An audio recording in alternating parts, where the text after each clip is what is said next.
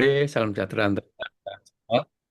Bapak Ibu peserta kelas MSTC. Hari ini kita akan diskusi mengenai sertifikasi kompetensi pengadaan barang jasa dari Direktorat Sertifikasi Profesi LKPP yang akan disampaikan oleh Ibu Zulheni. Beliau adalah asesor SDM aparatur media, ya, dan moderator saya sendiri. Kita berharap pelatihan ini akan bermanfaat mendukung karir kita, ya, dalam bekerja dan memudahkan kita bekerja, dan mungkin akan nanti berhubungan dengan aspek dompet kita juga meningkat kalau kemudian karirnya itu. Berikutnya kita berharap tahulah efektif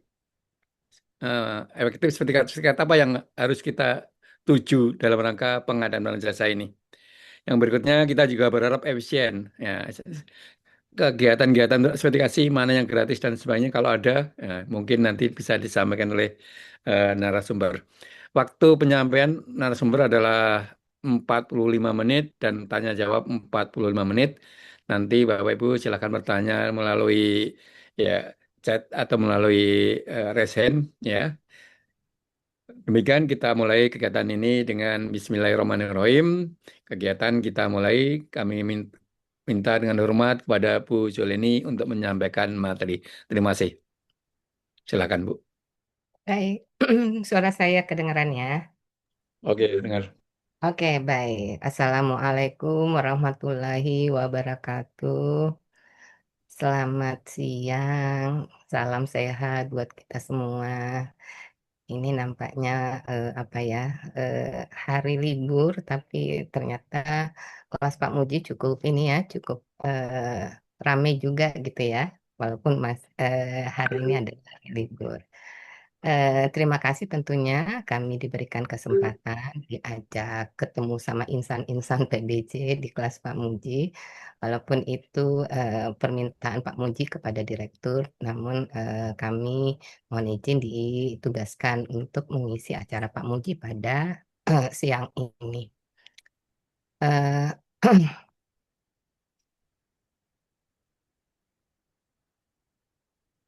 Eh, tentunya dengan tema apa ya, kebijakan sertifikasi ya, sertifikasi profesi di pengadaan barang jasa pemerintah.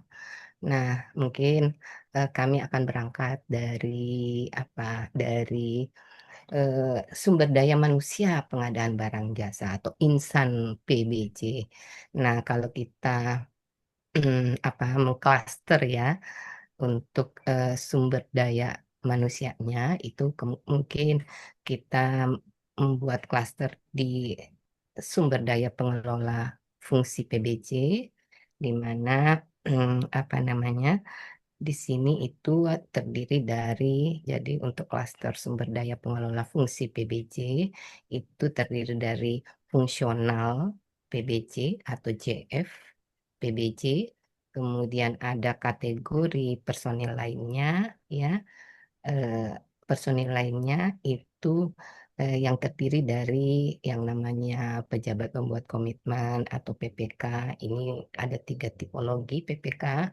Kemudian ada yang namanya pejabat pengadaan, kemudian ada namanya Pokja pemilihan, kalau dulu tuh namanya panitia tender gitu ya. Nah, ini tentunya menjadi bagian dari sumber daya pengelola fungsi PBJ. Tapi mungkin ya yang perlu kita ingat bahwa kalau di UKPBJ atau unit di pengadaan barang jasa ya yang ada di instan apa di daerah masing-masing. Nah, ini tentunya isinya itu adalah eh, eh, yang memerankan sebagai pokja pemilihan dan pejabat pengadaan. Jadi mereka itu adalah fungsional PBJ ya. Orang ini tidak kita temui di instansi-instansi pemerintah yang Pokja dan karena mereka Pokja dan pejabat pengadaan karena mereka ini adalah orang yang namanya fungsional PBJ ya. Nah, yang PPK ini tentunya rumahnya akan berada di instansi-instansi apa namanya instansi-instansi pemerintah ya, instansi pemerintah di OPD-OPD ya sebagai pejabat pembuat komitmen. Nah, Untuk yang selain jadi untuk rumpun personil lainnya, khusus di lembaga-lembaga tertentu kayak TNI, Polri, dan BIN, itu tuh karena mereka tidak mempunyai JF, PBJ, maka PPK, ya maka personil lainnya itu kita kategorikan untuk pejabat pemilih, pejabat pengadaan, dan pokja pemilihan. Nah, itu yang kita temui di instansi seperti TNI, Polri, ya. Kemudian kita pindah ke klaster berikutnya, yaitu sumber daya perancang kebijakan dan sistem PBJ. Nah, tentunya orang-orang ini juga menjadi insan dari PBJ. SDM yang melaksanakan perancangan kebijakan ini orang-orangnya akan ada di seputaran UKPBJ atau unit layanan pengadaan, dan juga yang sistem pengadaan. SDM yang di sistem pengadaan itu yang nangani LPSE, SPSE yang ada di LPSE, nangani tentang sistem-sistem PBJ, ya. Nah, ini yang menjadi kategori insan pengadaan. Apa namanya, SDM di sistem pengadaan barang jasa. Kemudian ada sumber daya pendukung ekosistem. Nah, ini juga mereka ini insan PBC yang bisa berperan sebagai pendamping atau advisor, ya, product advisor, ada mediator, konsiliator, arbiter juga. Kemudian ada pemberi keterangan ahli yang biasa menghadiri sidang-sidang, ya, PKA. Kemudian ada anggota dewan sengketa baik non konstruksi maupun sengketa konstruksi. Nah, ini semuanya adalah SDM PBC yang kemudian tentunya di dalam memerankan tugas masing-masing, mereka harus dibekali yang namanya kompetensi. Sebentar ini. Jadi mereka harus punya harus punya kompetensi gitu ya. Nah, pada saat kita kemudian akan ini ya, akan kemudian mengarahkan SDM ini untuk kompeten, maka tentunya kita harus siapkan perangkat-perangkat yang dibutuhkan, mulai dari standar kompetensinya, ya, untuk skema-skema apa namanya, skema-skema jabatan, ya, jadi standar kompetensi PBJ. Kemudian wadahnya tentunya untuk eh, menerapkan atau mentransfer, ya, standar-standar kompetensi atau menginformasikan, tentunya mereka butuh yang namanya pelatihan, ya, wadah untuk melakukan pelatihan, menggali gitu ya, atau mempelajari apa ya il- ilmu PBJ gitu ya. Kemudian untuk mensertify, ya, kompetensinya peserta tentunya melalui sertifikasi gitu ya. Jadi ada apa namanya proses sertifikasi PBJ untuk kemudian mewujudkan yang namanya SDM yang berkompeten dengan legitimasi dalam bentuk sertifikat. Kemudian ini kira-kira ya arah pengembangan kompetensi SDM PBJ. Jadi kita ada tingkatan ya, mulai dari level 1. Di sini level 1 merupakan entry level untuk skema-skema uji, ya, atau skema-skema pelatihan. Ya, jadi eh, level 1 dulu, kemudian ada tingkat level 2. Di sini level 2 ini isinya tentang pemahaman, ya, pemahaman pengetahuan tentang PBC, ya, dan ini untuk level 2 biasanya kita jadikan standar kompetensi untuk yang fungsional. Kalau fungsional itu ada jenjang pertama namanya, itu akan menggunakan standar kompetensi level 2 namanya.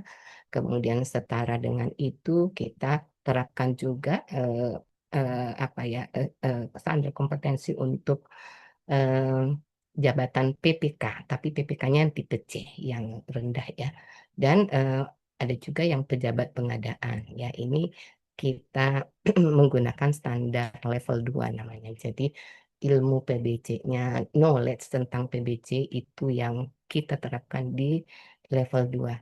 Dan ini kalau apa namanya? Kalau lihat ke jenis pekerjaan ya, karena kalau PBC itu kan lebih realnya itu kan di pengadaannya ya, atau jenis pengadaannya. Nah, itu di level 2 ini kemudian eh, dia akan apa ya, mengenal gitu ya, knowledge tentang pekerjaan-pekerjaan sederhana ya, bagaimana melakukan pekerjaan, bagaimana memilih penyedia-penyedia yang berada yang ada di pekerjaan-pekerjaan yang sifatnya sederhana rutin.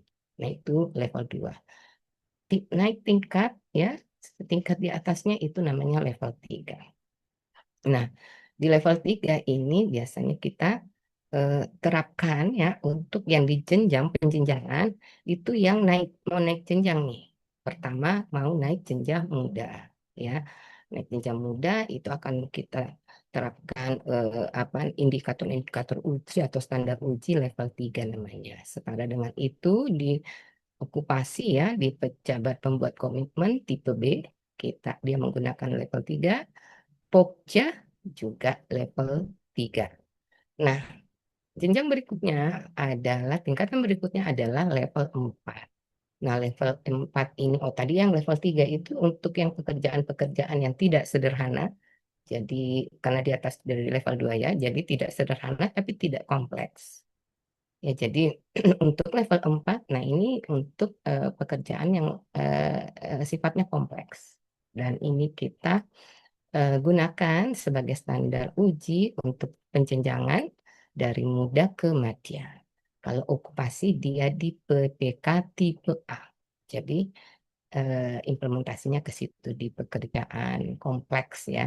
Kemudian kalau di Pokja ya, karena kita harus siapkan juga Stankom, karena Pokja ini kan ada di tadi ya, di Polri dan TNI ya. Nah, ini namanya Pokja khusus.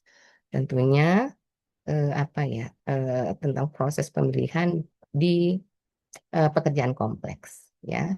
Kemudian jenjang yang paling tinggi adalah level 5. Ini kita belum menerapkannya, tapi apa ya, standar kompetensinya di level 5 ini mengarah ke kebijakan ya. Karena tadi ya di level 2 itu sifatnya, level 1 itu sifatnya umum ya, kalau kalau kita lihat level kognitifnya ya, sifatnya bukan umum. Dasar gitu ya, memahami ya. Kemudian dia ke level 2 itu sudah ke langkah-langkah ya, bagaimana haunya gitu ya. Kemudian di level 3 itu dia sudah harus bisa menganalisis ya. Misalnya ada beberapa metode gitu ya. Kemudian dia akan memilih yang tepat, metode yang apa yang diterapkan itu level 3. Nah, level 4 ini kognitifnya advance ya. Itu sudah ke apa ya, evaluasi. Jadi hasilnya kemudian dilakukan evaluasi sehingga ini akan apa namanya, memberikan tentu apa ya, perubahan strategi gitu ya. Dan di level 5 ini sudah sifatnya expert karena dia sudah eh, haunya dapat, analisisnya dapat, kemudian evaluasinya dapat. Nah, di level 3 tentunya dia sudah bisa menyusun apa ya, mungkin menyusun kebijakan gitu ya, kebijakan atau aturan-aturan yang inovatif gitu ya. Nah, itu kira-kira gambaran apa namanya, pengembangan kompetensi SDM. Kemudian kalau kita lihat, nah ini standar kompetensinya itu sendiri, kita berangkatnya dari jenis kompetensi yang kita sudah tetapkan di dalam apa, di dalam eh, skema-skema ini ya, kompetensi. Nah, kita berangkat dari tahapan tahapan dalam proses pengadaan. Ada namanya kompetensi. Jadi jenis kompetensi ini ada 4. Kita mulai dari perencanaan, pengadaan, kemudian pemilihan, proses pemilihan penyedia, kemudian ada kompetensi pengelolaan kontrak dan ada kompetensi pengelolaan di swakelola ya. Nah, ini tadi ya kita sudah jadi di setiap level tingkatan jenis kompetensinya ini kita terapkan. Kecuali kalau misalnya di level misalnya nih di level 2, kemudian kalau level 2 ini kan peruntukannya untuk jenjang pertama ya. Jenjang pertama ini seluruh jenis kompetensi yang akan diujikan. Tapi untuk yang PPK, kita akan memilih jenis kompetensi di perencanaan kontrak dan swakelola. Jadi untuk pemilihan penyedia kita tidak memasukkan apa jenis kompetensi pemilihan penyedia pada PPK ya. Baik itu PPK tipe C, PPK tipe B di level 3 dan PPK tipe A. Jadi untuk apa PPK hanya 3 jenis kompetensi ya yang diujikan nantinya. Nah, kalau JF fungsional PBJ, nah pada saat dia mau naik jenjang atau pada saat dia akan berpindah masuk ke JF ya, itu ada juga ujiannya. Nah, itu akan menggunakan seluruh jenis kompetensi, mulai dari perencanaan, pemilihan, kontrak, dan swakelola. Kira-kira itu gambarannya. Kemudian kita lihat dukungan-dukungan dalam kita melayani sertifikasi. Jadi Direktorat Sertifikasi Profesi di LKPP ini kemudian apa namanya mempunyai tugas ya melayani dalam rangka sertifikasi PBJ dengan skema yang tadi ya yang cukup banyak. Tentunya kita akan dibekali dengan yang namanya kebijakan ya, ada Perpres PBJ, kemudian standar-standar kompetensi juga kita tuangkan dalam apa namanya kebijakan atau aturan, mulai dari aturan peraturan lembaga, lembaga LKPP dalam bentuk keputusan Deputi PPSDM ya di LKPP dan apa dan yang sifatnya prosedural itu kita tuangkan dalam keputusan direktur ya. Dan tentunya selain kebijakan ada perangkat-perangkat ujinya ya, termasuk tadi standar kompetensi, kemudian metode-metode uji ya, kemudian apa tuh eh, sarana prasarananya juga ya kita tentunya harus siapkan, termasuk tenaga uji ya. Tenaga uji ini kita gunakan yang namanya asesor, kemudian apa tenaga uji juga pengawas ya, pengawas menjadi bagian, dan admin-admin ya, admin apa pengawas pengawas kendala orang-orang IT ya. Nah, kemudian ada pelaksana uji kompetensi tentunya lembaga-lembaga yang namanya BPSDM gitu ya. LPPBJ ini kita harapkan mendukung ya proses atau berperan ya, bisa berperan di dalam proses apa penyelenggaraan uji kompetensi.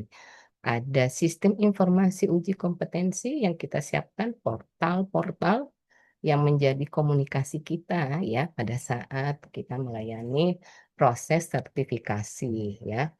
Ada portal ini sangat berperan ya karena registrasi peserta kita semuanya sudah digitalisasi ya. Kemudian apa tuh lemari-lemari karena kita mengandalkan proses ujian itu kita mengandalkan portofolio peserta ya. Nah, ini lemari-lemari untuk penyimpanan portofolio karena ini sifatnya rahasia ya, termasuk apa tuh materi uji ya yang kita siapkan ini sifatnya rahasia. Jadi eh, rahasia dan ini kita buat dalam sistem ya informasi uji kompetensi. Ada penjaminan mutu uji kompetensi tentunya ya. Kemudian untuk selanjutnya, nah ini kira-kira apa ya layanan-layanan ujian ya di LKPP. ya mulai jadi semua entry levelnya itu semua mempunyai sertifikasi level 1 atau sertifikat level 1 ya. Sertifikat level 1 dan berdasarkan data yang kita punya itu sudah ratusan ribu ya, 300 hampir 400 ribu ya personil insan PBJ yang sudah memiliki apa sertifikat tingkat dasar plus level 1. Kalau dulu kan awalnya kan kita mengenal sertifikat tingkat dasar ya. Nah, itu kita blend menjadi sertifikasi apa namanya level 1 dan itu sudah hampir 400 ribu ya. 400 ribu personil yang mengantongi sertifikat level 1. Nah, untuk dan ini menjadi entry level tentunya untuk masuk ke kompetensi. Nah, mulai dari apa namanya sertifikasi untuk jabatan fungsional PBJ ya, naik jenjang muda ke madya atau pertama ke muda, kemudian ada perpindahan, jadi ada ujian tadi ya, perpindahan perpindahan dari non eh, fungsional atau apa perpindahan non fungsional ke fungsional apa fungsional PPBC ya. Kemudian ada di okupasi, ada sertifikasi PPK, pejabat pembuat komitmen ya. Ini ada 3 tipologi. Saat ini kami baru menyelenggarakan sampai dengan PPK tipe B, tapi rencananya untuk sertifikasi PPK tipe A tahun ini kita sudah apa buatkan jadwal untuk kita laksanakan untuk PPK tipe A ya. Kemudian ada sertifikasi untuk pejabat pengadaan, ada sertifikasi Pokja pemilihan, dan tadi ada sertifikasi SDM ekosistem. SDM ekosistem. Tapi ini mungkin belum semua ya. Kita baru menjajaki dan kita akan terapkan di tahun ini itu kepala kepala sertifikasi untuk kepala UKPBC. Ya, eh, ada hal baru juga di MUK kita, metode materi ujinya kita akan memberikan konten Mansoskul. Jadi soal-soal tentang Mansoskul, manajerial dan sosial kultural, baru tahun ini kita akan eh, apa ya masukkan gitu ya di dalam skema uji nantinya. Kemudian, nah ini ada hal baru juga ya, memperhatikan aksi di KLPD. Nah, sekarang tahun ini kita akan menerapkan pada saat permintaan uh, ujian ya ujian ini harus mempertimbangkan ya. Jadi kita mempertimbangkan usulan-usulan yang masuk, mempertimbangkan yang namanya rencana aksi kebutuhan, misalnya PPK ya, PPK. Dia harus ini ya kita berikan kewenangan ya eh, kepada UKPBC masing-masing daerah untuk menyusun rencana aksi kebutuhan khususnya PPK. Kalau yang JF itu kan sudah normal ya dari tahun-tahun sebelumnya. Eh, apa namanya rencana pemenuhan CF itu menjadi kewajiban UKPBC ya untuk eh, pemenuhan CF-nya dan kalau kita lihat data di portal PPSDM tingkat keterisian dari pemenuhan itu tuh sudah cukup ini ya 60% di atas 60% mungkin ya. Tapi untuk yang kebutuhan PPK ini baru kita canangkan dan kemudian juga eh, baru akan kita terapkan pada saat ada usulan dari mungkin instansi ya atau dari usulan ujian ya dari LPPBC atau BPSDM di daerah. Nah, itu harus memasukkan yang namanya rencana kebutuhan, khususnya yang PPK ya PPK. Berapa yang sudah ada ya. Jadi kebutuhan misalnya PPK B, berapa yang dibutuhkan dalam satu daerah tersebut, kemudian yang sudah punya sertifikasi PPKB-nya berapa, berarti sisanya ya. Nah, ini yang perlu begitu pengajuan masuk, sisanya berapa gitu ya. Nah, ini yang kita prioritaskan untuk kita layani dalam rangka mensertifikasi. Oke. Kemudian, nah ini ya gambarannya ya. Level 1 tadi udah ya 300-an ribu lebih. Kemudian kita punya sistemnya. Tadi yang aksi, rencana aksi kebutuhan PPK, kita ada aplikasi tersendiri. Namanya Siren Aksi. Nah, di situ UKPBJ bisa memasukkan data-datanya. Ya, nanti ada panduannya. Tentunya ini juga kita sudah sosialisasikan. Di tahun 2025 kita sudah sosialisasikan bahwa ada tugas penting dari UKPBC untuk menyusun aksi. Tentunya ini kan harus berkoordinasi dengan kepegawaiannya di daerah tersebut dan OPD-OPD-nya ya. Mereka butuh PPK karena PPK itu berada di OPD.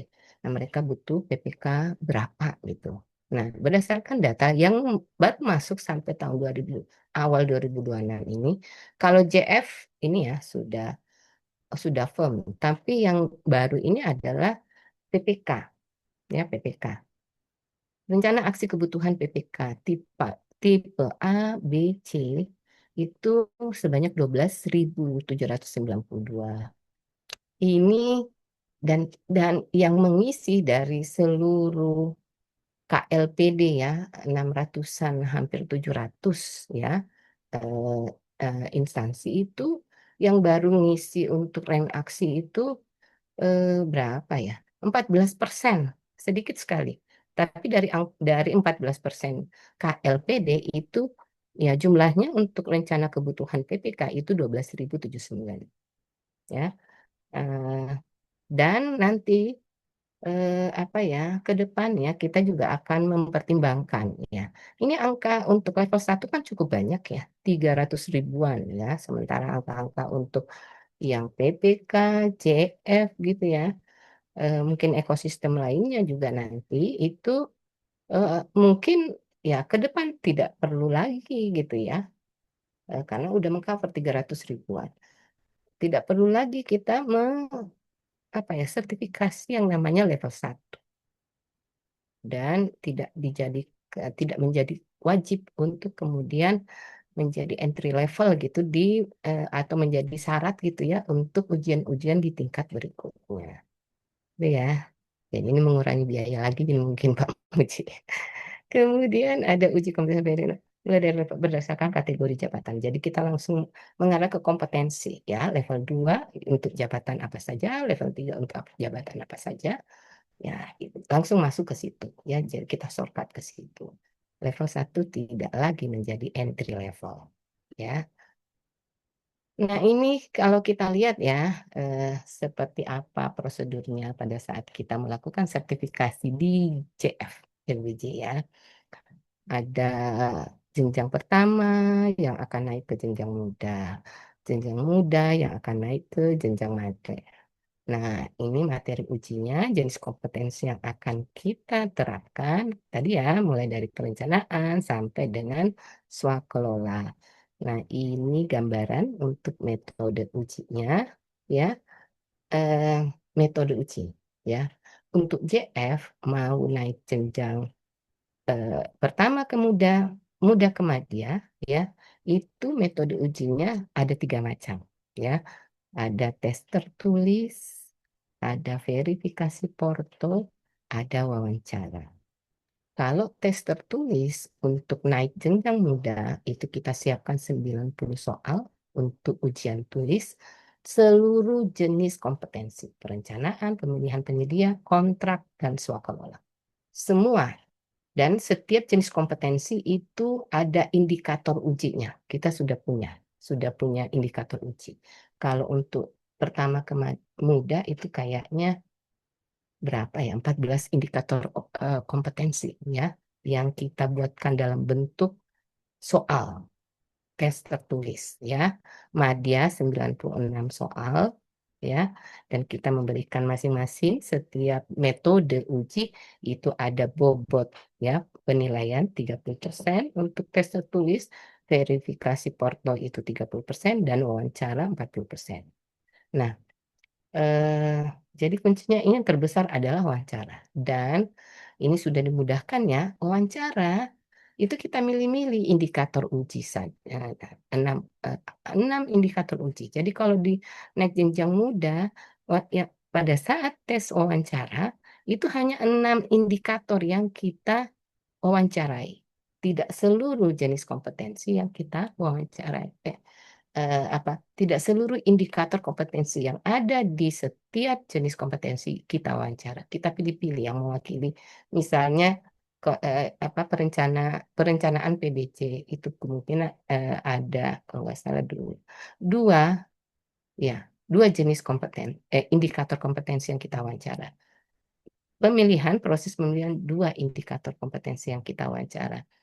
Kontrak 1, swakelola juga 1. Jadi total 6 indikator. Baik di eh, muda maupun di madya.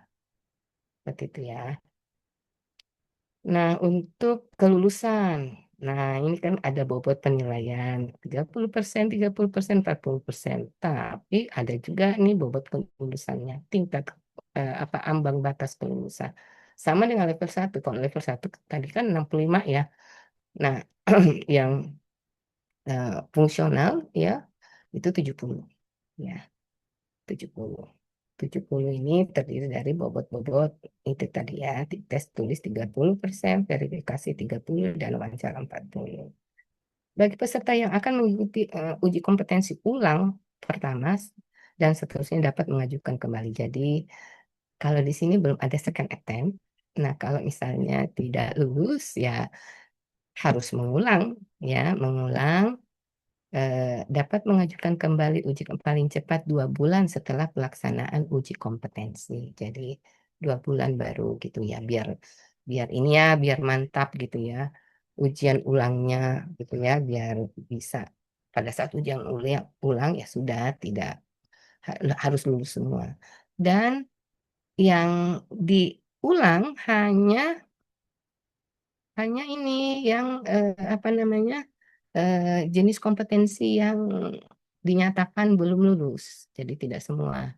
Itu nanti akan kita pilah ya, yang kira-kira dari 4 jenis kompetensi yang mana yang tidak lulus. Nah, begitu mengulang, yang tidak lulus saja yang diulang. Ya. Dan uji kompetensi ulang ini dapat dilakukan secara bertahap di setiap jenis yang dinyatakan tidak lulus.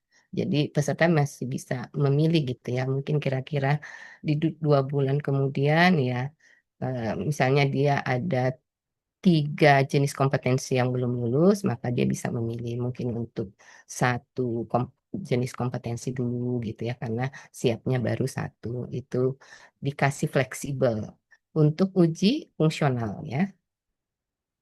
Nah, ini untuk PPK ya, untuk ujian PPK. Berdasarkan Perpres 46, PPK wajib punya sertifikat PPK ya, dengan tipologi pengadaan yang dilaksanakan. Tadi ya, kalau paketnya itu sederhana, maka orang tersebut hanya bisa punya PPK tipe C saja. Tapi kalau pekerjaannya itu adalah tidak kompleks dan tidak sederhana, maka dia harus mengantongi sertifikat PPK tipe B. Kalau pekerjaan kompleks itu PPK tipe A. Apabila belum ditetapkan PPK pada pengadaan yang bersumber dari APBD, maka PA-nya bisa menugaskan PPTK untuk melaksanakan tugas dan kewenangan PPK. PPTK ini yang ditunjuk merupakan pejabat pada unit OPD-nya, bertanggung jawab satu atau beberapa kegiatan dalam suatu program. Kemudian PPTK yang ditugaskan sebagai PPK wajib memenuhi seluruh persyaratan kompetensi yang dipersyaratkan sebagai PPK. Ya, Jadi PPTK-nya, karena dia diberikan tugas dan kewenangan sebagai PPK, maka dia harus punya kompetensi sebagai PPK. Nah, kita coba lihat yang untuk tipe C. Tipe C ini kita baru bentuk ya di tahun 2025. Kalau nggak salah itu Februari, dan kita waktu itu sosialisasikan ya. Kita sampai untuk memudahkan karena memang tahun 2025 itu dengan masifnya kita akan menjaring gitu ya yang namanya PPK. Kita coba perkenalkan untuk PPK tipe C karena ini kategori untuk pekerjaan-pekerjaan sederhana. Begitu kita telusuri ternyata eh, sudah banyak ya berdasarkan data ya. Berdasarkan data sudah banyak tuh yang di SPSE yang kemudian orang-orang sudah punya level 1 ya, kemudian masuk ke SPSE berperan sebagai apa itu PPK ya, PPK tapi untuk yang paket-paket sederhana. Nah, ini yang kemudian kita bikin apa kriteria-kriterianya untuk memudahkan menjaring mereka. Jadi kalau orang-orang ini lulus pelatihan, sudah lulus pelatihan PPK tipe C, kalau dia punya pengalaman berdasarkan data yang ada di SPSE, itu otomatis kita lakukan, kita nih dari DSP ya, melakukan verifikasi. Ya seakan-akan mengkonversi apa namanya? Mengkonversi apa sertifikat pelatihannya kan dia sudah punya ya mengantongi sertifikat. Terus kita telusuri orang ini masuk di dalam SPSE berperan sebagai PPK enggak. Nah, kalau ternyata itu berperan, maka sistem kita kemudian langsung melakukan semacam verifikasi ya porto terhadap apa namanya personil tersebut, dan kita terbitkan sertifikat kompetensi PPKC ya, termasuk juga ya mungkin ada yang tidak tercatat di SPSE ya, itu kemudian kita terima jadi usulan dari daerah waktu tahun 2025 itu kita terima ya, dan orang-orang ini untuk mendapatkan sertifikat kompetensi PPKC itu cuman dengan verifikasi foto, tidak ada ujian ya, dia tinggal usulkan saja. Dan kita dapatkan waktu tahun 2025 sampai Desember itu sekitar 16.000 ya, yang kita certify ala yang kayak gini, ala konversi. 15 ribuan deh, 15 ribuan. Kemudian tentunya bagaimana dengan yang belum berpengalaman ya? Kalau belum berpengalaman, sudah ikut pelatihan dan dinyatakan lulus, punya sertifikat pelatihan PPKC, tapi belum pengalaman, maka orang-orang ini tentunya harus apa ujian, ya ujian tulis aja. Jadi modelnya kayak level 1. Dan begitu ujian tulis, kita berlakukan second attempt tadi yang kita udah cerita di awal. Ada kesempatan kedua ya, bukan remet ya. Kalau remet kan dia tidak di waktu ujian ya. Nah, ini second attempt-nya itu di waktu ujian ada sisa waktu. Nah, peserta itu kalau ternyata nilainya belum mencapai ambang kelulusan, kalau PPKC ini kayaknya berapa ya? 70 ya atau lupa saya. Tapi kalau di bawah dari itu kemudian apa dia bisa langsung memperbaiki soal-soal, ya menjawab kalau mudah-mudahan benar, dan kebanyakan ya rata-rata apalagi yang ujian di Labcom LKPP ya, itu rata-rata ya itu eh, tingkat kelulusannya 100%. Jadi semua yang ikut di Labcom begitu kita kasih second attempt apa tuh lulus semua ya. Tapi kita juga ada persyaratan di second attempt itu. Manakala nilai orang itu ya begitu dia dilakukan perhitungan akhir di dalam masa jeda misalnya 2 jam ya. Waktu ujian kan 2 jam. Nah, di dalam apa namanya akhir dari dia mengerjakan soal, kemudian dia akan mengklik gitu kan. Terus nilainya di bawah, kalau nggak salah di bawah 45 ya, di bawah 45 itu kita tidak kasih second attempt. Kenapa? Karena rendah banget gitu.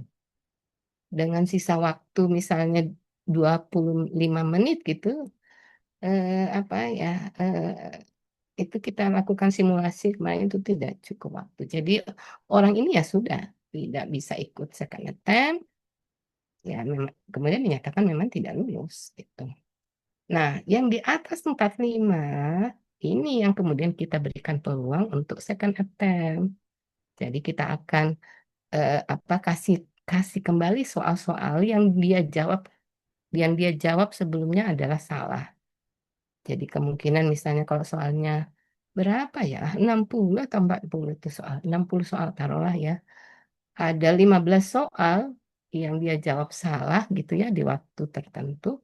Nah, 15 soal akan muncul kembali. Mudah-mudahan dia bisa jawab dengan benar ya. Kalau jawab dengan benar ya pasti ya mudah-mudahan di atas 65 gitu ya. Angka kelulusan untuk PPKC kalau nggak salah 65. Jadi ini kira-kira gambarannya mudah gitu ya. Yang tadi 15.000 kan tanpa biaya ya. Kalau dari Pak Muji, gimana sih ada nggak sih biaya yang tidak berbayar gitu ya? Itu yang PPKC sudah tuh dengan verifikasi Porto ya kita lakukan konversi dan dapat 15.000 ya.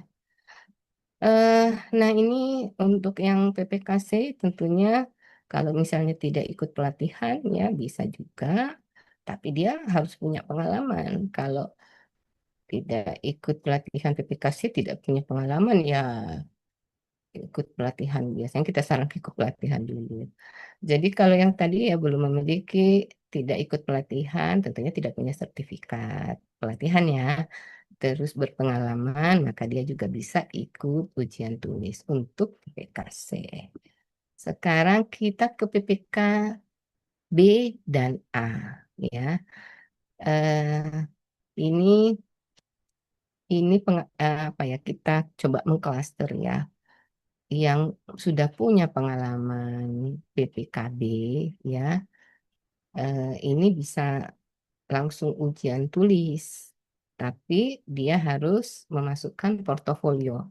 Karena dia punya pengalaman, berarti dia sudah punya portofolio ya. PPK itu kan punya apa tuh, punya tugas ya, menyusun spesifikasi teknis, menyusun HPS ya, menyusun dan menetapkan HPS, kemudian dia akan membuat surat perjanjian ya, kemudian dia akan membuat apa ya laporan gitu ya, laporan eh, progres pekerjaan gitu ya. Kemudian dia di akhir daripada kontraknya dia akan membuat berita acara serah terima hasil pekerjaan. Nah, ini menjadi dokumen hasil kerja, bukti kerja dari seorang PPK tipe B. Tidak sederhana dan tidak kompleks ya. Nah, itu tuh udah punya itu yang usulin, masukkan apa namanya portofolionya, kumpulin, nanti kita akan nilai ya, yang menilai adalah asesor ya. Kemudian ikut ujian tulis, kalau nggak salah berapa ya soal tuh. Ujian, jadi ada ujian tulisnya ya. Ujian tulisnya itu tadi seluruh jenis kompetensi tadi ya, 4 jenis kompetensi minus proses pemilihan, tanpa proses pemilihan. Nah, kalau orang yang belum punya pengalaman sebagai PPK tipe B, ya jangan masuk jalur yang ujian tulis, karena nanti pasti nggak lulus. Portofolionya aja itu pasti rendah, ya kan? Karena nggak ada portofolionya. Jangan masukkan dokumen yang manipulatif, kita juga bisa gitu kan, mengcross check sana sini. Eh, jadi harus. Nah, untuk mendapatkan portofolio, karena kita kan ujiannya itu verifikasi porto ya.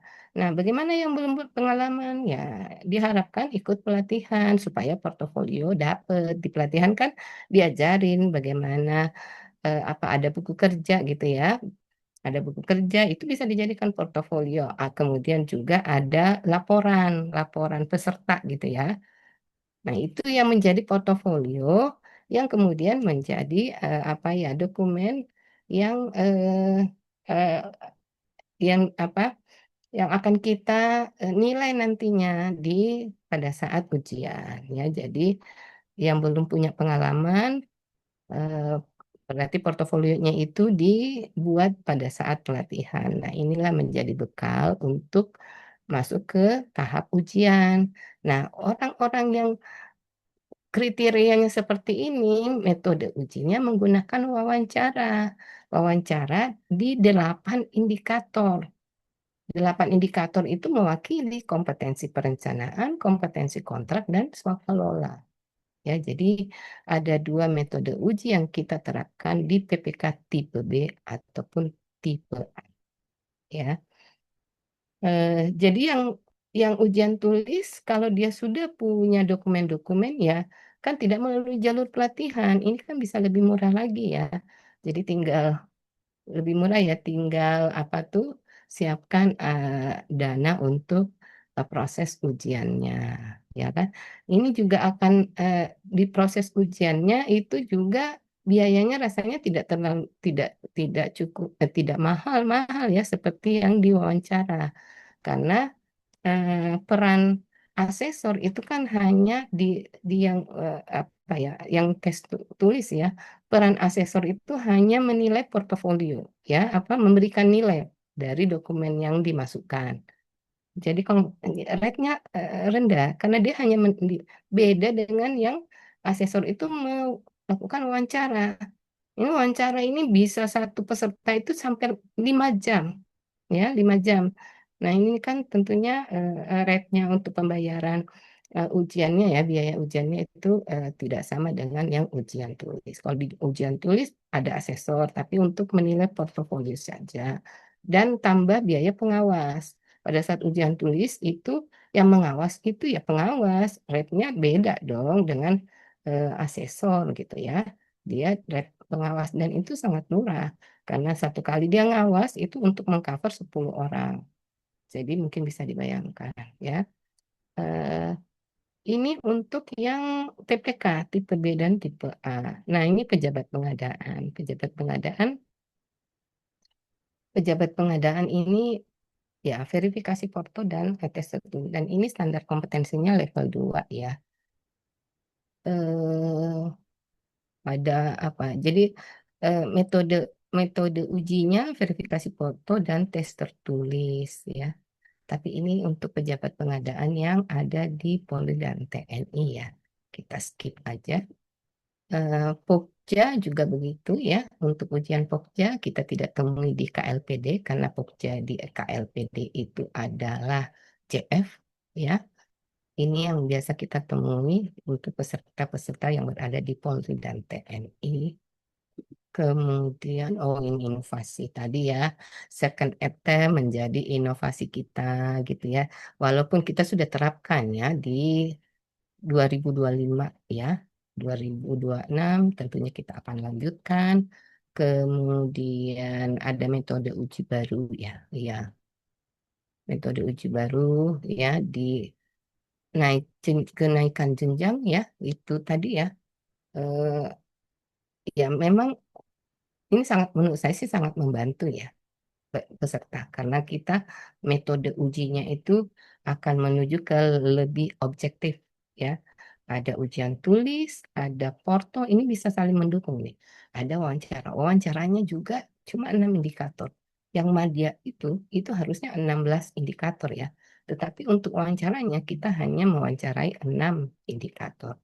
Ini metode sudah kita terapkan di 2025 ya dan cukup berhasil untuk mendongkrak ya tingkat kelulusan gitu ya.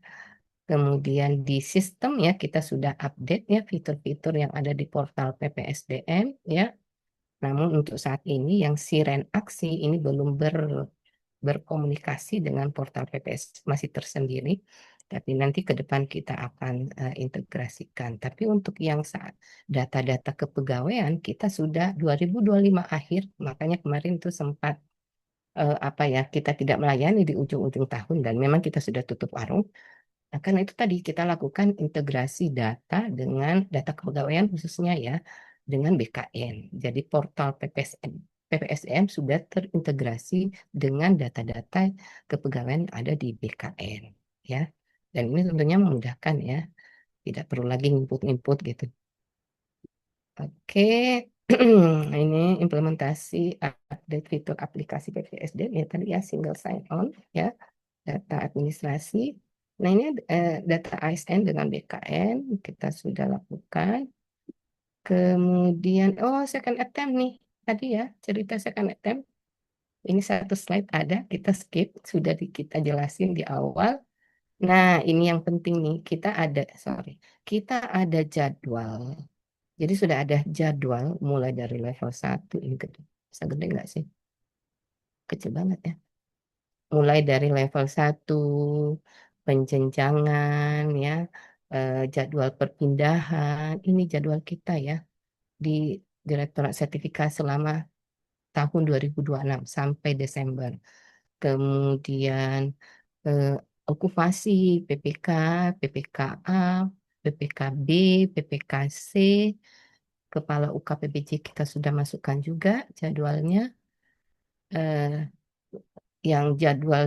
Jadi kita melayani, kita membuka ya, ada ujian di Labcom LKPP yang sifatnya ujian tulis ya. Kita tawarkan di Labcom LKPP itu kalau level 1 itu setiap minggu ya, dalam setiap minggu dalam setiap bulan dan di setiap minggu itu 3 hari kalau nggak salah kita buka Labcom LKPP. Nah, ini gratis ya tentunya ya. Kalau di Labcom LKPP gratis. Level 1 kita udah buka PPK tipe C ya di Labcom LKPP 1 kali 2 kali dalam sebulan. Kalau nggak salah minggu pertama dan minggu ketiga. Labcom LKPP gratis. Kemudian kemudian apa tuh? Kita juga membuka untuk apa umum ya, tapi lewat daring ya, lewat daring. Kemudian kita juga melayani bila mana ada permintaan fasilitasi dari apa itu lembaga-lembaga BPSDM atau LPPBJ ya. Nah, itu kita membuka.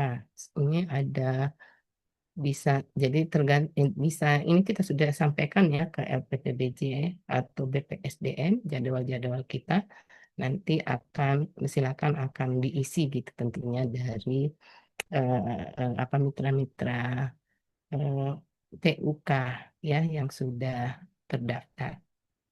Mungkin itu kali ya. Masih adakah? Oh, udah selesai Pak Uji. Demikian Ya, ya. Mudah-mudahan apa ya bisa memberikan gambaran gitu ya. Dan tadi ya poinnya adakah yang gratis? Tapi rasanya saya sudah sampaikan ada beberapa yang memang kita bisa dilakukan dengan gratis. Mungkin itu Pak Muji. ya, terima kasih Bu Zuleni.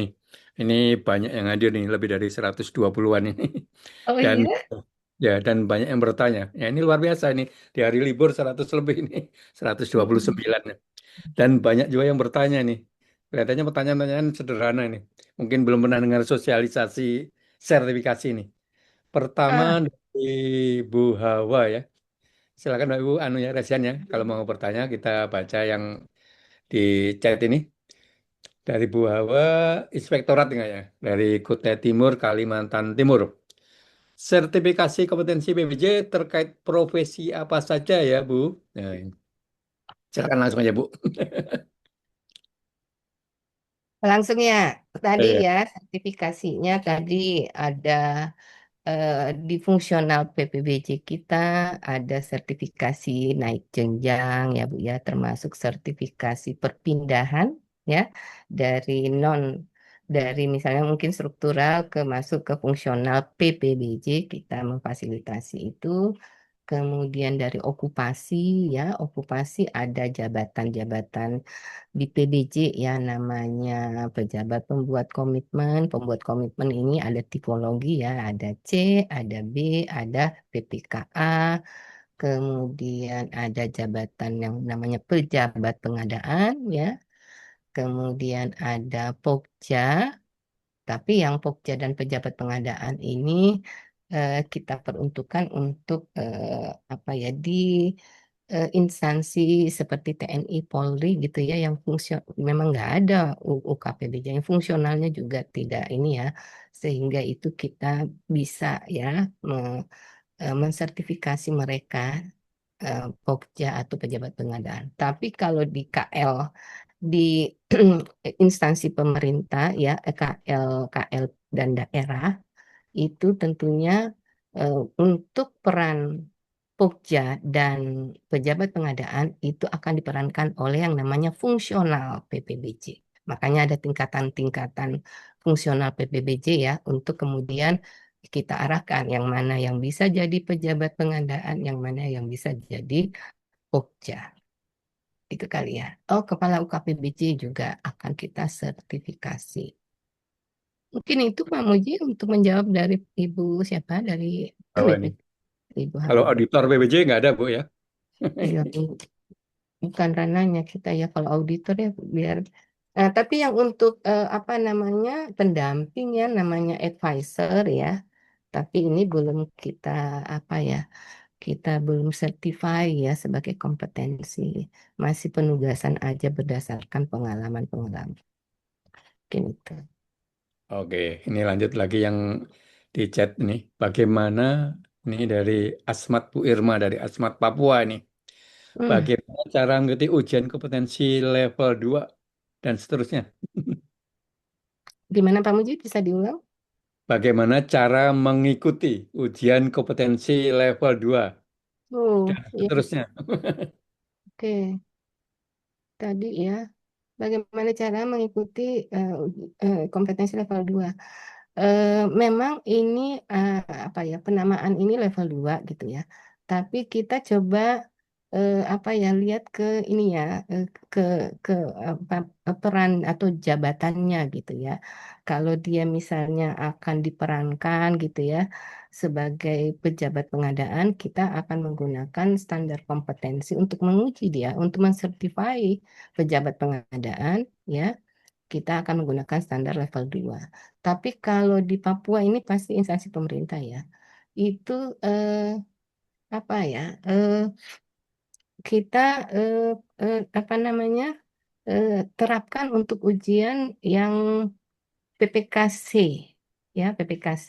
Nah, bagaimana caranya? Itu tadi ada 4 metode ya, yang tadi ya. Kalau kita lihat tadi masih ini kah? Kalau kita lihat tadi itu ya slide-nya ada metode ada 4 metode dengan verifikasi porto saja. Jadi tanpa ujian ada 2 kriteria peserta untuk mendapatkan sertifikat kompetensi PPKC dengan standar kompetensi level 2 tadi. Jadi ada yang hanya kayak konversi saja ya. Kalau dia sudah punya sertifikat pelatihan PPKC, kemudian punya pengalaman terdaftar di SPSE atau mungkin tidak terdaftar di SPSE tapi laporin ke kita. Nah, itu kemudian hanya tidak ujian. Kita verifikasi dulu ya, kalau sudah memenuhi baru kemudian kita apa terbitkan sertifikat kompetensi. Tapi ada juga yang melalui ujian tulis ya. Tadi pakai second attempt biar lebih cepat.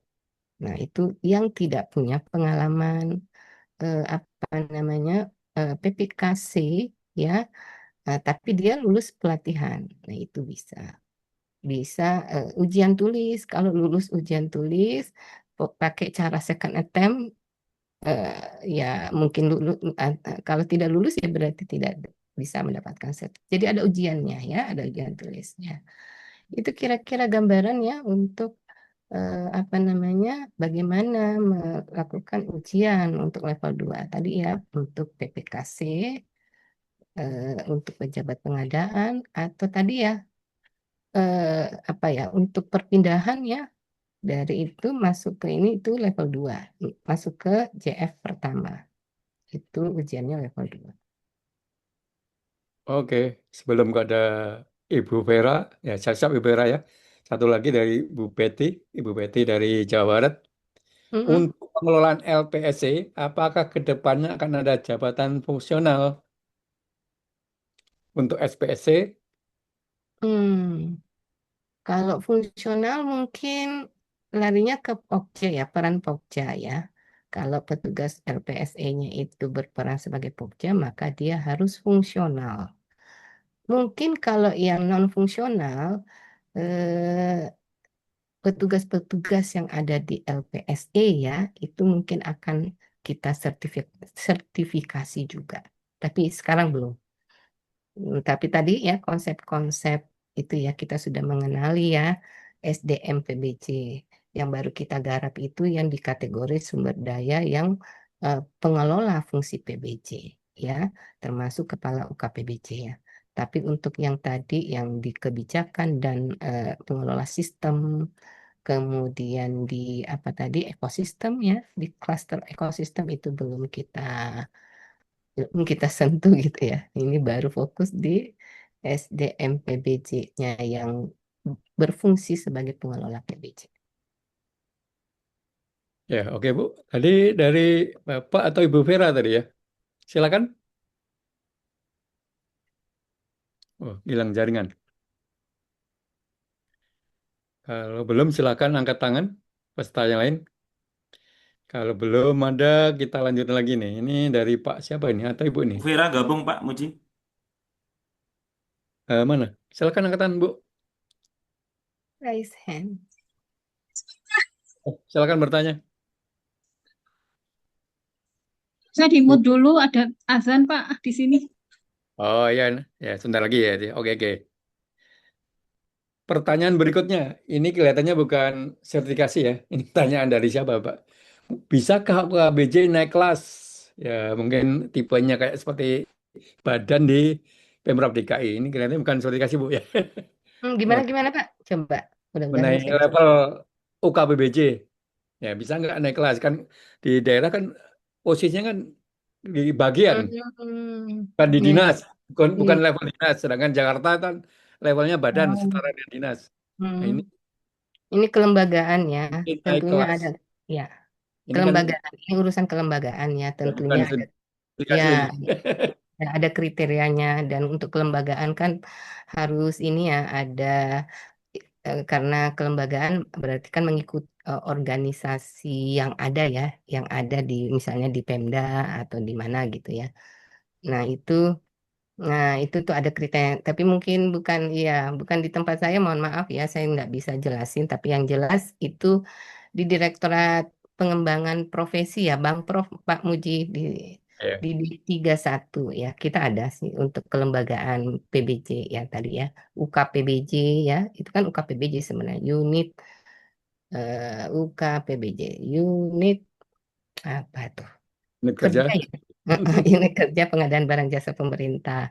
Nah, ini macam-macam nih modelnya. Ada yang selevel apa kayak eselon 3 gitu ya. Mungkin ya eselon 4 sudah tidak ada ya. Eselon 3, eselon 2 gitu ya. Nah, ini struktural gitu ya. Memang kelembagaannya jadi struktural ya. Nah, itu tentunya ada kriterianya ya. Oke, ini dari Pak Jonimar dari Bangka Belitung ya, kalau nggak salah ya. Silakan Pak Jonimar, dibuka suaranya Pak. Dibuka. Oke, Ah, terima kasih Pak Muji ya waktunya. silakan. Ya, Bu izin Bu bertanya Bu. Ini mohon maaf nih agak santai karena hari libur. Iya. Eh, Pertanyaan pertama mungkin Bu mohon sharingnya untuk sertifikat kompetensi PPK.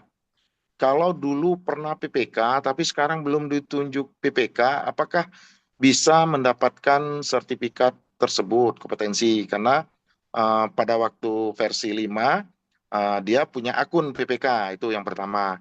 Kemudian yang kedua, Bu, terkait misalnya JFT fungsional ini kan diangkat menjadi struktural, terus mendapat tugas sebagai PPK. Apakah mesti mengikuti kembali dari awal terkait dengan kompetensi dan sertifikasi PPK, Bu? Mohon penjelasannya. Kepada Pak Muji, terima kasih Pak Muji. Selamat hari libur ya Pak. Ya, oke. Silakan, Bu. Oke, ya. Ini ada dua pertanyaannya dari Pak Vera ya. Pak Kan Joni. Pak Pak Joni Joni. mana? Mm-mm. Jadi eh, tadi ya belum ditunjuk ya sebagai PPK. Nah, apakah itu kemudian, tapi dia sudah punya akun PPK di versi 5. Apakah bisa gitu ya mendapatkan sertifikat ya PPK. Nah, ini tentunya ya tadi kalau kita kembali ke persyaratan ya untuk ujian ya untuk mendapatkan sertifikat kompetensi sebagai PPK tadi kalau lihat PPKC aja yang paling rendah ya tingkatannya. Nah, itu tadi ya harus punya pengalaman, Pak, supaya tapi itu juga harus mengikuti pelatihan. Pelatihan sebagai pelatihan PPK tipe C ya, kalau tipe C. Dan harus punya pengalaman supaya apa namanya itu ujiannya, metode ujinya kan tentunya cuma verifikasi foto saja. Tapi kalau belum punya pengalaman ya harus ikut ujian untuk mendapatkan sertifikat PPK. Itu PPKC, apalagi PPKB, apalagi PPKA ya. Nah, sekarang pertanyaan keduanya, kalau orang itu sebagai JF ya, ini dia bisa langsung ditunjuk menjadi PPK.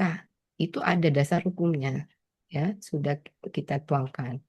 Dan kalau dia itu JF JF apa namanya JF muda ya, dia itu bisa ditunjuk PPK untuk ngerjain pekerjaan kompleks karena dia sudah JF muda, sudah punya sertifikat seorang sebagai JF muda. Itu bisa, Pak. Jadi tidak usah lagi nyari apa tuh, nyari sertifikat PPK, PPKA. Tapi karena Anda sebagai JF punya sertifikat JF muda, Anda bisa ditunjuk sebagai PPKA ya.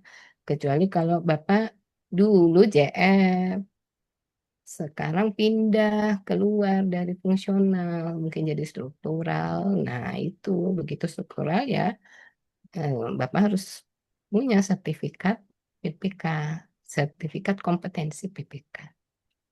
Kira-kira begitu Pak Joni. Ya, oke. Berikutnya dari Ibu Vera. Silakan, Bu. Apa yang mau ditanyakan? Silakan. Ya, saya izin bertanya. Dari Saya mana, kan, Bu? ya halo, Ibu dari mana? dari Malang, Pak. Oh, Malang, silakan. Oke. Ibu, saya Oktober tahun 2025 itu perpindahan ke JF PBJ dari nutrisionis, Ibu. Sedangkan tahun ini kan sebenarnya saya waktunya naik pangkat dari 3D ke 4A ya, Bu. Berarti kan saya harus mengurus pindah dulu uji kom untuk fungsional ahli madjanya dulu kan, Bu. Nggih. Padahal saya masih belum melaksanakan, artinya kan Oktober saya baru terima SK, jadi kan belum melaksanakan, baru kemarin sih waktu akhir tahun cuma dikasih tugas untuk sebagai PP saja. Nah, ini waktunya saya berapa lama untuk bisa mengikuti uji uji kom fungsional ahli madya, Bu? Setelah terima yang saya kan barusan dapat fungsional yang ahli muda kemarin Oktober 2025 dari perpindahan dari nutrisionis, Bu. Ya, Matur nuwun itu. Ya, ya, silakan. ya. Saya nggak tahu detail pastinya. Yang jelas untuk persyaratan itu ada persyaratan pemenuhan angka kredit ya. Poinnya. Jadi selain syarat administrasi, kalau tadi kan dengar syarat administrasi udah ini ya, tetapi mungkin untuk yang pemenuhan angka kreditnya, karena Ibu kan baru ya naik ke 4A gitu ya, tentunya pemenuhan angka kreditnya itu kan sekarang tidak angka kredit yang itu ya, yang biasa, tapi pakai SKP ya, di situ juga ada angka kredit ya. Nah itu kalau sudah memenuhi itu, baru kemudian bisa diusulkan untuk apa ya, ujian kenaikan jenjang ya dari muda ke madya. Biasanya sih pemenuhan itu kalau nilai SKP-nya sangat apa ya sangat baik apa istimewa atau apa gitu. Nah, itu kan nilainya 38 ya. Untuk kenaikan pangkat itu kalau nggak salah muda ke madya itu 150 ya. Jadi ibu kayaknya harus ya minimal apa ya 3 tahun ya Bu ya dari pangkat apa namanya terakhir gitu. Gitu Bu. Jadi ada kriterianya ya, ada pemenuhan terhadap administrasi, ada pemenuhan terhadap angka kredit. Nah, ini juga formasi juga menentukan ya Bu. Jangan sampai kemudian formasinya udah penuh di madya. Nah, ini juga akan jadi tertahan walaupun misalnya kriteria yang lain itu terpenuhi. Nah, tetapi untuk pemenuhan formasi kalau sudah full, nah itu tuh begitu Bu. Nah, masuk ke situ mungkin ya Ibu belum pernah eh, apa itu belum pernah mengerjakan gitu ya pekerjaan kompleks karena mudah kemadya itu akan kita eh, menggunakan standar level 4 ya, di mana level ini adalah pekerjaan kompleks. Ibu harus ikut pelatihan ya supaya ada portofolionya. Nah, ini persyaratan ujian ya, itu ada 3 metode ujian, ujian tulis, ujian apa verifikasi porto. Ini porto yang biasa ini yang agak apa ya nilainya rendah manakala kita tidak mengikuti pelatihan ya tidak mengikuti pelatihan karena nggak bisa nyusun porto yang kategori pekerjaan kompleks. Eh, kadang-kadang juga kalau misalnya mandiri ya, mungkin bisa ya kita ganti dengan kajian, tapi jadi ribet harus nyari sendiri gitu ya. Maka biasanya kita sarankan untuk melalui jalur pelatihan supaya portofolionya ada, ilmu pekerjaan kompleks dapat di pelatihan, kemudian ya wawancaranya jadi bisa lancar walaupun 6 indikator karena kita mewawancara itu berdasarkan portofolio yang Ibu tulis pada saat pelatihan. Mungkin itu jawabannya dari saya, Pak Mujib. Ya, oke. Semoga Bu Vera paham. Berikutnya dari Pak Edi Usman ya. Ini di chatting ya. Untuk naik ke muda dari pertama apa saja syaratnya? Ya, ini sebenarnya di mana Bu dokumen-dokumen untuk melihat syarat-syarat ini sebenarnya? Nah, Ketentuannya di peraturan mana? Harus- ada. Ya, Sebenarnya di SK Deputi PPSDM LKPP ada ya. Itu ada ya. Di jadi ada detail itu Pak Muji ya. syaratnya. Saya nggak memasukkannya. Saya agak yang jelas tadi ya, saya udah sampaikan ya syarat muda maupun syarat apa naik madya itu hampir sama, cuman yang membedakan kan kepangkatannya, kepangkatan dan apa itu tadi pemenuhan angka kredit. Ya, nanti Ibu bisa sampaikan peraturannya supaya Ya, ini apa masyarakat tahu semua ini. Supaya nggak aduh. tanya lagi yang eh, remeh. atau buka di ini kita ada medsos ya, Pak Muji, medsos sertifikasi DSP atau LKPP ya, sertifikasi DSP kalau nggak salah di IG di apa namanya apa ya Twitter, apa sih? Instagram, Ya. Twitter, apalagi ya. Ya, oke, oke. Setahu Nanti saya di IG itu lengkap situ persyaratan, metode uji ya. Jadi di medsos juga kita tayang bahkan ada videonya Pak Muji. ya. Rajin-rajin buka ini ya yang sertifikasi pasti ada. Oke, oke, terima kasih. Berikutnya dari Pak Sukriyanto. Kalau PNT apa bedanya sama PPK tipe ABC? PNT itu mungkin produknya Kementerian Keuangan ya, mungkin. Iya, tempatnya Gimana Bu dulu tuh? Pak Bedanya Muji apa ini? ya. Ya bedanya tentu standar kompetensinya beda ya. Pasti ada konten apa itu perbendaharaan ya, apa keuangan ya untuk yang PNT. Karena dia kan PPK eh, PNT ya. Apa itu PNT? Apa? Tapi yang jelas di Kementerian Keuangan juga mencetak yang namanya PPK PNT dan PPK PNT ini menjadi apa ya syarat ya eh, masuk ke sistem apa yang ada itu Sakti, bukan sakti, sakti, sakti. nah, sakti. Jadi ya, tapi kalau kita untuk PPK PBC ya yang diterbitkan oleh LKPP, kita juga ada entry point untuk yang ke SPSE ya. Jadi ya sekarang ini ya berjalan ya mungkin dua-duanya gitu. Dan saya lihat kita ini ya di Kementerian Keuangan itu lagi menyusun ya rencana peraturan Menteri Keuangan untuk yang namanya standar kompetensi untuk PNT.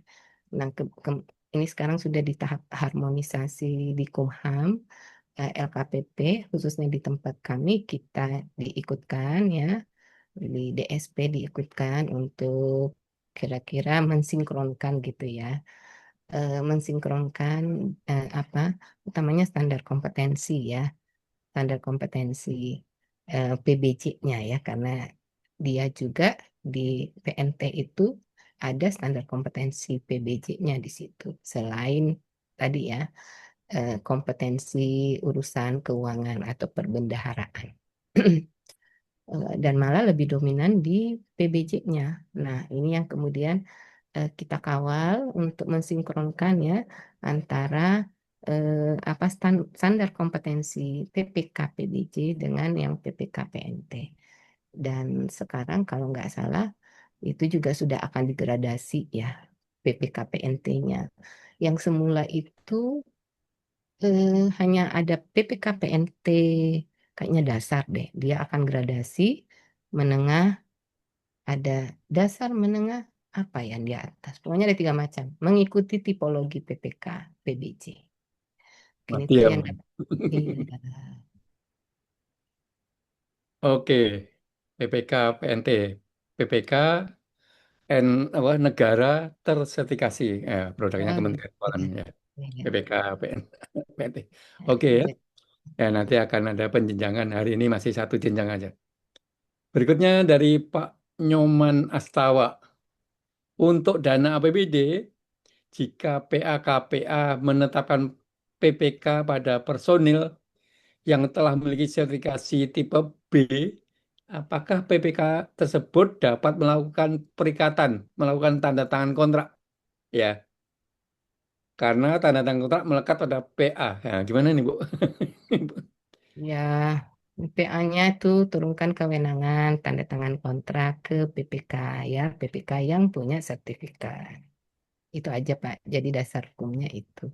Ada di SK itu ya, di SK penunjukan PPK-nya itu kemudian dituliskan termasuk tugasnya adalah diberikan kewenangan untuk melakukan perikatan dalam bentuk misalnya surat perjanjian. Gitu aja Pak. Ya, jadi Ada SK-nya dasar. diperjelas saja itu. Ya. Ini silakan Bapak Ibu bertanya, resennya angkat tangan.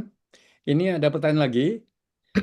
Bahwa pelatihan PPK dibekali bahwa pelatihan PPK tidak dibekali kompetensi pemilihan. Pelatihan PPK tidak dibekali kompetensi pemilihan. Tapi kenapa e-processing PPK ada peran di atas 200 juta untuk melakukan nego maupun minkom? Ini gimana Bu? Ini? Iya ya. Eh, itulah ya mungkin yang perlu kita coba evaluasi ya. Karena ternyata begitu masuk ke sistem ya, dia akan melakukan negosiasi. Tapi paling tidak begini ya, di dalam PPK, di dalam pengelolaan kontrak, sebenarnya kan ada konteks negosiasi juga di situ. Kenapa? Manakala ya, apa itu ada perubahan kontrak atau adendum kontrak ya. Nah, seorang PPK itu akan melakukan negosiasi ya untuk yang apa namanya item-item yang berubah ya, berubah atau mungkin ada item yang apa itu item baru gitu ya dalam pelaksanaan, kemudian ada item baru. Nah, ini kan harus ada konteks negosiasi di dalam situ. Nah, mungkin ilmu itunya yang kemudian coba diterapkan di dalam apa e-purchasing-nya yang nilai di atas 200 juta. Ya, konteksnya hampir sama lah gitu ya caranya. Jadi ya ini juga menjadi bahan evaluasi apakah kemudian dengan perikatan apa e-purchasing ya. Nah, itu kemudian bisa mewakili gitu ya negosiasi yang dilakukan. Tapi rasanya karena konteks purchasing ini di konteks kontrak ya, mungkin ilmu tentang negosiasi dalam kontrak kan ada kan, itu aja yang dipakai. Berikutnya ini waktu tinggal 10 menit, mungkin saya bacakan pertanyaannya. Ada dari Pak Agus Gadot nih, dari Kaltara. Jabung muda, Jabung PPJ muda menjadi kabid kepala bidang. Apakah harus memiliki sertifikat tipe B untuk jadi PPK? Kayak yang tadi sudah perlu Ibu tegaskan lagi di silakan Bu. Iya, harus Pak. Kalau dia jadi kabid kan dia tidak JF lagi. Harus jadi kabid ya sudah ini harus punya sertifikat PPK. PPK tipe B. Tapi ada cara mudah tadi ya untuk mendapatkan sertifikat PPKB. Kalau dia udah punya pengalaman sebagai PPKB, nanti metode ujinya cukup ujian tulis aja. Lebih mudah ya. Dan ini kita kita open ya, apa tuh setiap bulan ya kita bisa memfasilitasi untuk ujian tulis PPKB. Ya, dan itu kita lakukan masih banyak sampai 200 orang satu kali penyelenggaraan. Ya, gitu Mbak Muji. Jadi pakai ujian tulis cepet gitu ya. Kalau udah punya pengalaman, ujian tulis jawab soal 60 kalau nggak salah tuh ujian tulisnya. Nah, tapi portofolionya harus benar ya. Masukin semua yang kita minta. Nah, karena porsi penilaian untuk portofolio di PPK, metode ujian tulis PPKB itu 60%. Apa ya? 60%, 40% ujian tulis. Jadi tolong perhatikan ya, portofolio yang dikumpulkan itu benar-benar yang PPKB. Jangan yang pengadaan barang. Pengadaan barang kan itu pekerjaan apa ya, kategori sederhana, itu mainnya PPKC. Nah, yang PPKB itu biasanya yang ke konstruksi ya Pak ya, atau konsultan ya, ada input proses out. Mungkin itu Pak Muji. Ini bisa diperluas Bu pertanyaannya nih. Dia Hmm. Jabung muda diangkat sebagai kabid. Untuk jadi PPK tipe C, apakah harus perlu punya sertifikat tipe C? Iya, karena kan dia kabit, bukan lagi JF toh, dia udah Bukan setara, struktur. Iya. bukan karena setara dia. Jabung muda setara C, jadi karena jadi PPK, Hmm. kita skip lah kabinnya dia jadi PPK lah. Kalau JF muda itu bukan kalau mau disetarakan ya dengan okupasi, malah JF muda itu bisa PPKB Pak Muji. Cuman ini kan bukan masalah JF ya, apa namanya? Karena dia sudah tidak JF lagi, dia sudah struktural. Sehingga begitu dia akan bertugas sebagai PPK, maka dia wajib punya sertifikat PPK. Hmm. Kecuali waktu dia fungsional, kemudian diminta bantu untuk berperan gitu ya sebagai PPK, bisa. Dia langsung PPKB itu untuk JF muda ya Pak Muji. Ya, ya, Tapi oke, oke. dia masih berstatus sebagai JF Hmm. gitu. Ya, CF-nya lepas jadi kabit, jadi lain lagi ceritanya ya. Iya. Berikutnya dari Pak Jamil. Ya. Pak Jamil ini pengalaman sampai berapa tahun untuk mendapatkan kompetensi PPKC yang versi portofolio. Yang Pengalaman versi berapa? eh, Ini harus dibuka peraturannya KPP ini mungkin. Halo, Bu Sul ini masih ada? Keluar Pak Muji. Mungkin Oh, terima. jaringan. Ya. Ini sebenarnya sudah ada Pak di edarannya KPP. Mungkin kita perlu mencari edaran itu supaya apa? Sebagian pertanyaan kita akan terjawab ini kalau kita punya peraturan ini. Pak Muklis biasanya koleksi peraturan biasanya.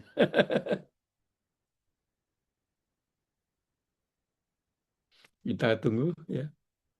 Jadi menurut saya solusinya kita harus punya peraturan ini mengenai eh, kompetensi ini ya.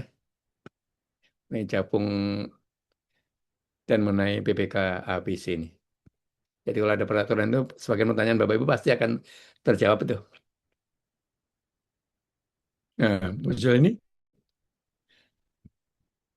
Halo?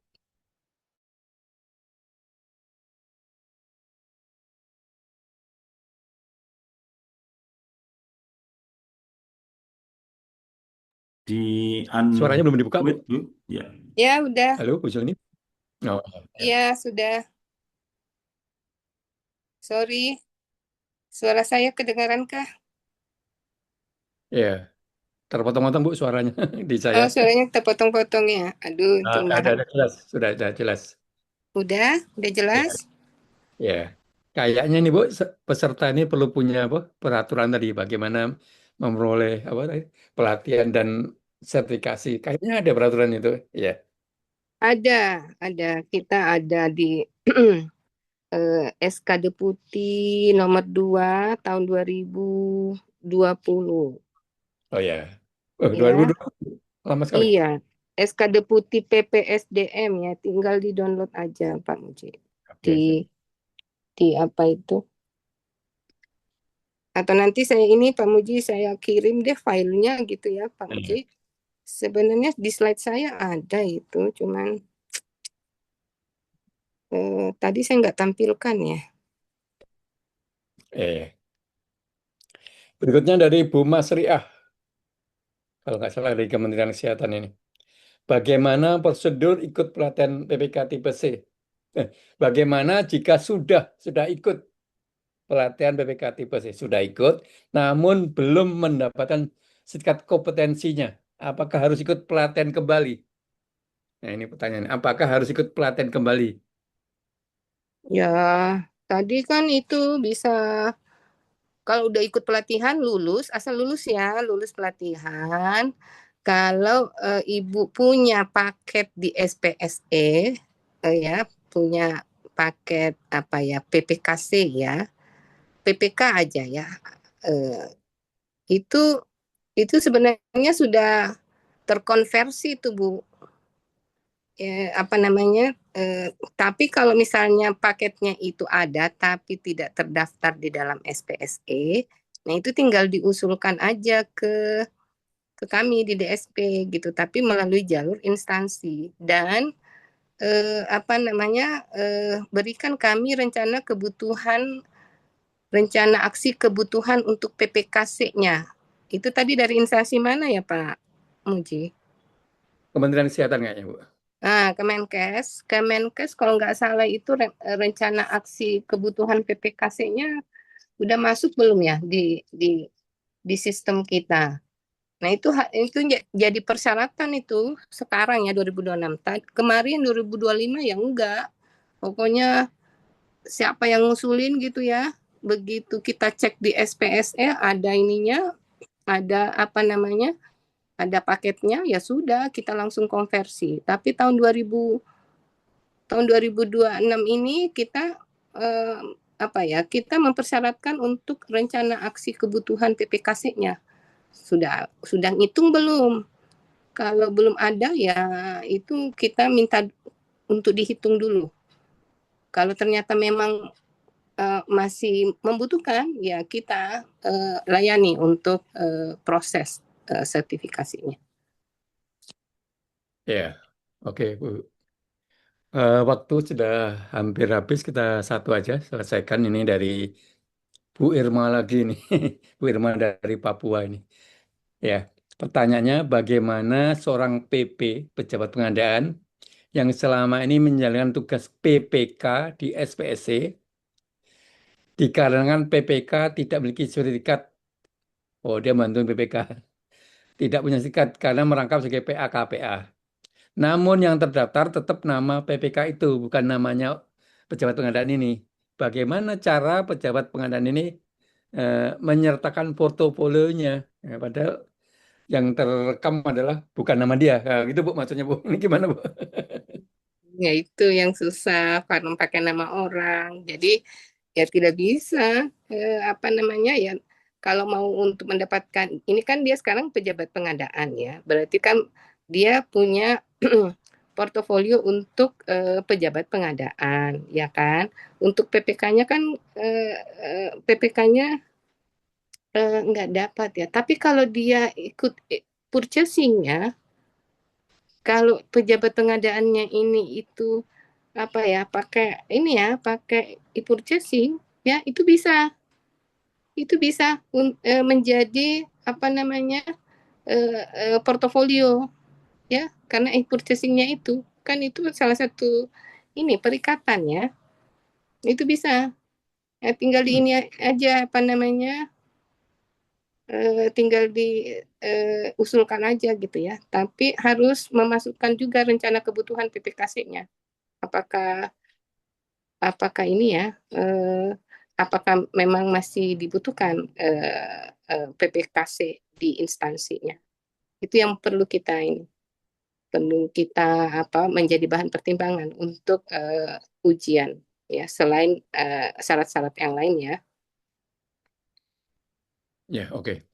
Oke, Bapak Ibu, ya yang kami ngerti Bu Svel ini ternyata banyak pertanyaannya. Berarti peran LKPP ini perlu lebih banyak lagi ya melakukan sosialisasi karena banyak pertanyaan di masyarakat yang sebenarnya sederhana ini. Ya, jadi kita ya kita semua sebagai pelaku lapangan kayaknya harus tamat ini membaca keputusan Deputi tadi ya tahun berapa tadi nomor berapa tahun Standar 2020 ya. ya. Harus tamat dulu baru ikut acara ini kayaknya. Demikian saya ucapkan terima kasih pada Bu Suleni. Selanjutnya mohon pada Bu Suleni untuk menyampaikan closing statement untuk kegiatan ini. Silakan Bu. Ya, mudah-mudahan ya para insan PBC yang ada di lapangan patuhi kewajiban dalam sertifikasi. Jangan sampai ya proses pengadaan yang Bapak Ibu lakukan kemudian berdampak itu ya temuan terhadap terhadap auditor tentang legitimasi dalam proses pengadaan yang dilakukan oleh orang-orang yang tidak certified. Karena di aturan PBC itu wajib punya sertifikat kompetensi. Jadi tolong dipatuhi ya, supaya tidak menjadi temuan bahwa ini ilegal gitu ya. Itu saja, Pak Muji. Ya, terima kasih Bu Suleni. Luar biasa Bu Suleni telaten menjawab pertanyaan-pertanyaan dari kita semua. Luar biasa juga pada para peserta, masih posisi 100 lebih ini di hari libur. Ya, semoga kegiatan kita bermanfaat. Saya ucapkan kembali terima kasih pada Bu Suleni, Bapak Ibu sekalian. Kita tutup acara ini dengan alhamdulillah dan mohon para peserta jangan lupa absensi ya sebelum meninggalkan forum. Demikian Bu Suleni, Bapak Ibu sekalian, silahkan bisa kita meninggalkan forum ini. Berjumpa lagi nanti di hari Senin ya. Terima kasih. Wassalam.